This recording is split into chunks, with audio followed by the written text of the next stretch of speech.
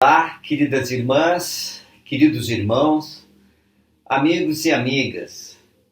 Estou muito feliz de poder compartilhar com vocês hoje mais um estudo, alguns pensamentos, impressões sobre Doutrina e Convênios 96.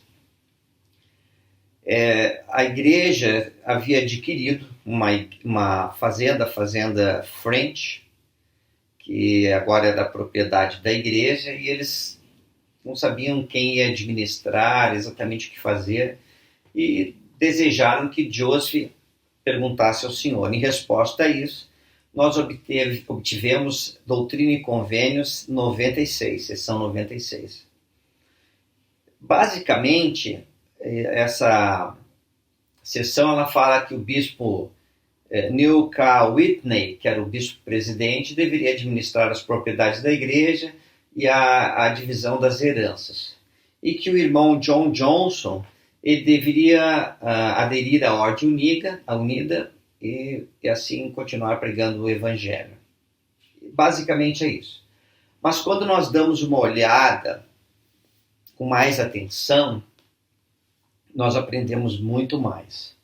Claro que mostra que o Senhor ele quer que sua igreja seja uma igreja de ordem, que as coisas sejam feitas em conselho e tudo mais. Vamos dar uma olhadinha aqui no versículo 1. Eis que vos digo, aqui há sabedoria, para que saibais como agir em relação a este assunto. Pois me convém que esta estaca que estabeleci para o vigor de Sião se fortaleça. Então o Senhor está falando aqui há sabedoria. Eu gostaria que você pudesse pensar um pouquinho o que é sabedoria. O guia de estudo das Escrituras nos ensina, nos informa, que sabedoria é a habilidade ou dom conferido por Deus para tomarmos decisões. Que nós vamos aumentando em sabedoria pela experiência e pelo estudo. Pelo estudo, obviamente, quando nós estudamos as Escrituras e outros estudos maravilhosos que temos, acadêmicos e tudo mais, para nos conduzir nesta terra, para termos conforto. Mas quando pensamos em vida eterna, não é o ensino acadêmico que conta. Mas é bom ser instruído quando se dá ouvidos aos conselhos de Deus. Mas não é o ensino acadêmico, sim o ensino do Evangelho. Quando você estuda as Escrituras, quando você lê e começa a ponderar, você começa a aprender alguns princípios. As Escrituras elas servem para guardar princípios e transmitir esses princípios até nós, para que ao vivermos esses princípios, possamos aumentar em luz e verdade. Observe que nas Escrituras você vai encontrar experiências de outros irmãos e irmãs que viveram antes de nós, e como eles passaram por certas situações, qual o princípio que eles viveram. E que nós copiamos isso, emulamos essas pessoas, né, que é imitar, copiar. O que acontece? Nós podemos passar melhor por muitas dificuldades, experiências da vida, nós passamos com mais tranquilidade e vamos amadurecendo. Observa também que fala que é pela experiência. Quando tínhamos jovens, 14, 12, 13 anos, nós tínhamos uma certa vivência. Com o passar do tempo e os anos, nós vamos aumentando em experiência. Como isso aconteceu? Nós conhecemos o Evangelho, estudamos as Escrituras e então tivemos que tomar algumas decisões em situações da vida. E no melhor do nosso conhecimento, baseado no que as Escrituras ensinam, tomamos certas decisões. Provavelmente em algumas delas, mesmo com boas intenções, iremos errar.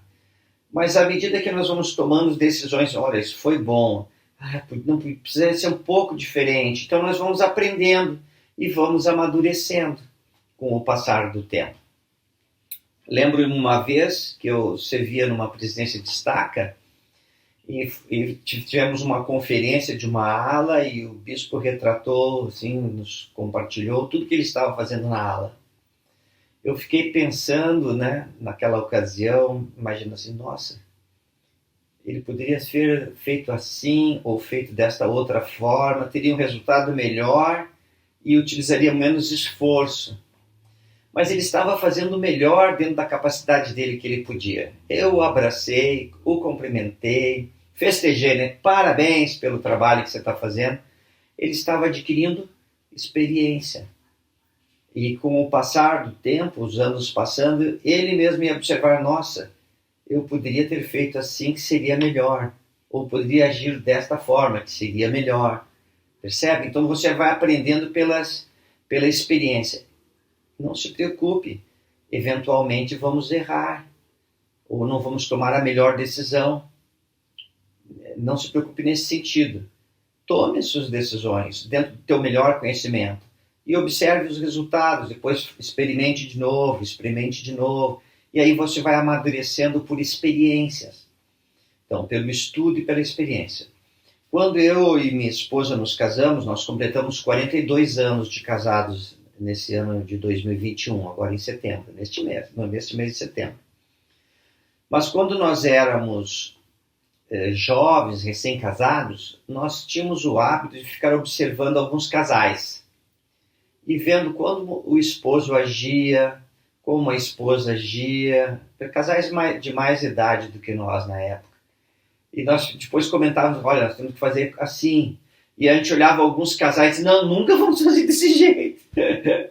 E a gente ia observando as experiências dos outros para nós irmos aprendendo que certas coisas não precisávamos fazer daquele jeito porque sabíamos que não ia dar errado.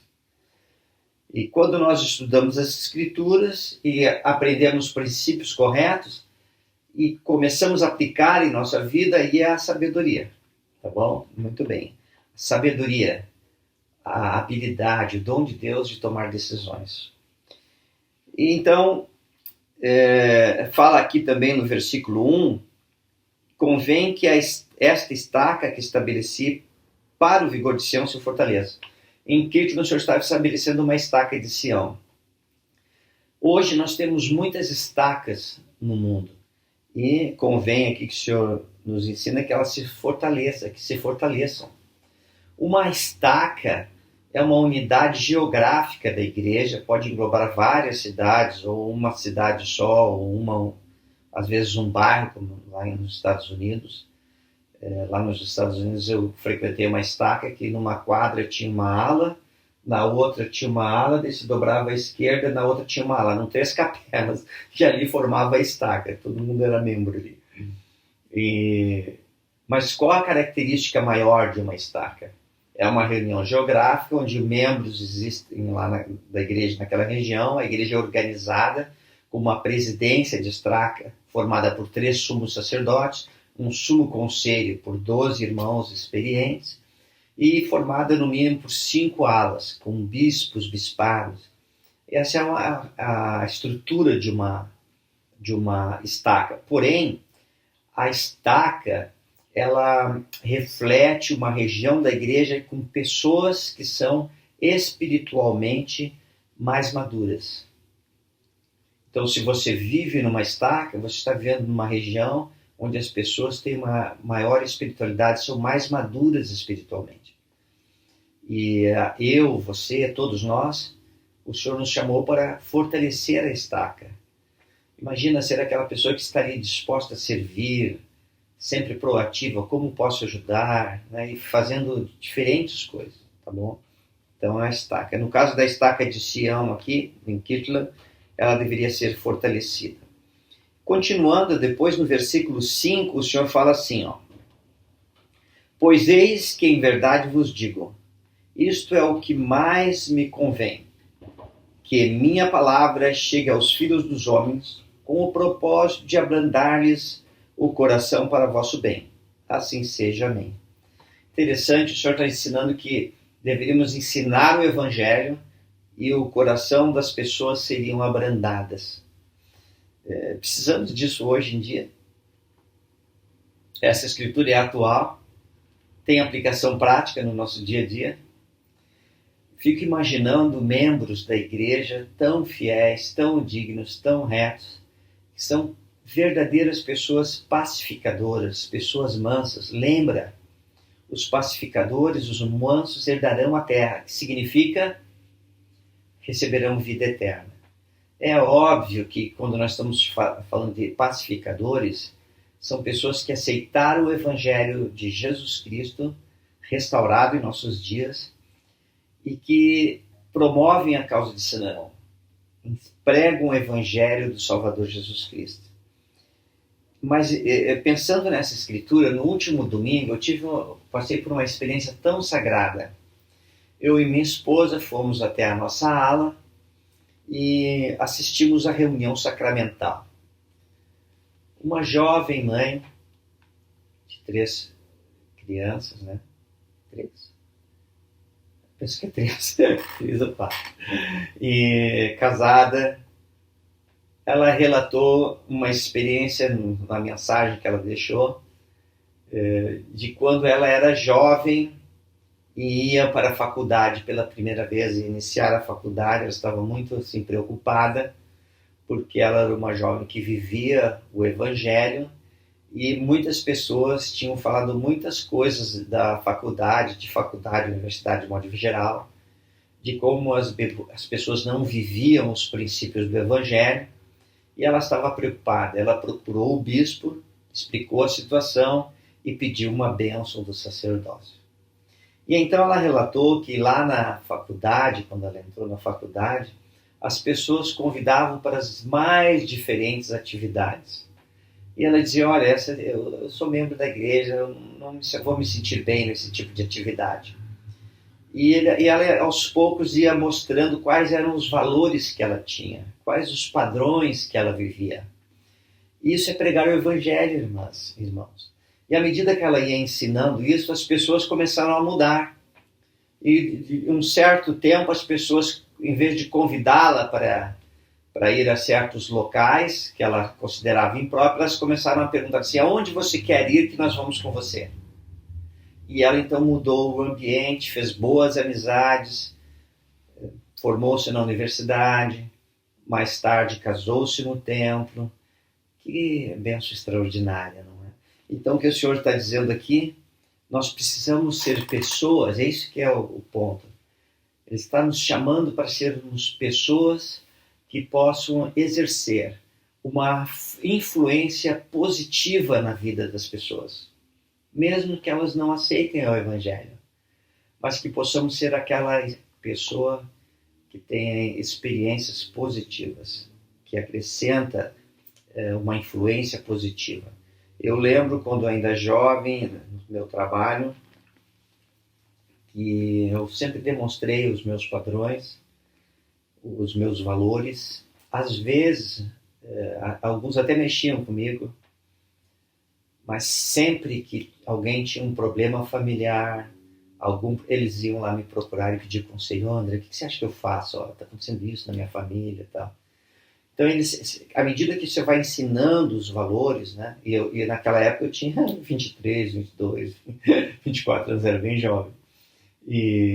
Mas à medida que você vai vivendo o Evangelho e mostrando os teus valores para as pessoas, os corações são abrandados, você exerce uma influência positiva, que é a influência do Evangelho na vida das pessoas, e você pode se tornar, então, aquela pessoa que traz paz na vida dos outros. Não é maravilhoso?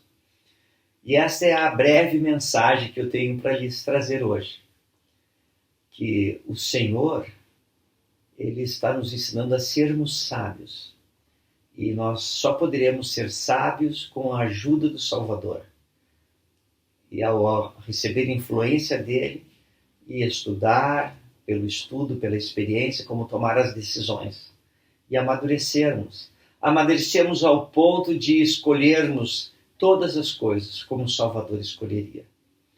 E também que devemos pregar o Evangelho, ser uma influência positiva na vida das pessoas, da nossa comunidade, cidade e país. É uma alegria compartilhar com você essa pequena mensagem. Tenha um ótimo dia, cuide-se, seja uma influência positiva na sua família, no seu trabalho, nos seus estudos, na sua comunidade, na igreja, na ala que você frequenta. Em nome de Jesus Cristo. Amém. Tchau, queridas irmãs, queridos irmãos, jovens, crianças. Um abraço do Vovô Dé. Cuide-se bem. Tchau.